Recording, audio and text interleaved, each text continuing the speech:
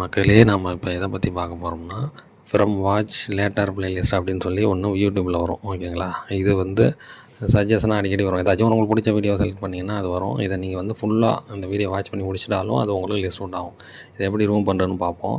உங்களோட ப்ரொஃபைல் கீழே இருக்கும்ல யூடியூப்பில், அதை போய் கிளிக் பண்ணுங்க.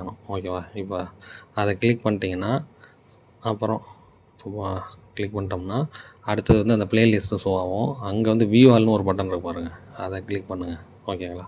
கிளிக் பண்ணிட்டா எல்லா ப்ளேலிஸ்ட்டும் வந்துடும்.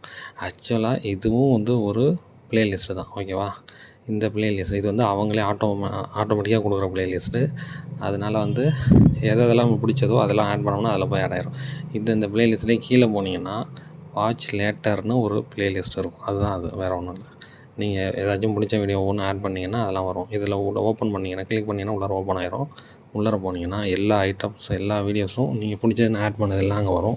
இப்போ எனக்கு வந்தது அந்த ரிஷப ராசி அதை வச்சு போட்ட ஒரு வீடியோ, அது யார் போட்டது, அதை நான் ஆட் பண்ண இது வந்திருக்கு. அது அப்போ இப்போ அந்த சஜஷன் வரனால அதை தூக்கி விடலான்னு முடிவு பண்ணிடுறேன். நான் தூக்குறேன். இப்போது அந்த வீடியோ போய்ட்டு அந்த 3 டாட்டை நம்ம கிளிக் பண்ணோம்னா நம்மள ஆப்ஷன் வரும், ரிமூவ் ஃப்ரம் வாட்ச் லேட்டர். ஓகேவா? அதுலேருந்து இப்போ ரிமூவ் பண்ணிட்டேன், போயிடும். அவ்வளோதான். இப்போ போயிடுச்சுன்னா இனிமேல் அந்த சஜஷனே வராது. இதேமாரி உங்களுக்கு வேறு எதுவும் பிடிக்காத வீடியோ இருந்தாலும் அதே மாதிரி தூக்கி விட்ருங்க. ஐ மீன் பிடிக்கும், ஆனால் திரும்ப திரும்ப பார்க்க வேண்டியதில்லை அப்படின்னு நினைக்கிறப்ப. அதனால் அவ்வளோதான். உங்களுக்கு பிடிச்சிருந்தா லைக் பண்ணுங்கள், ஷேர் பண்ணுங்கள், சப்ஸ்கிரைப் பண்ணுங்கள்.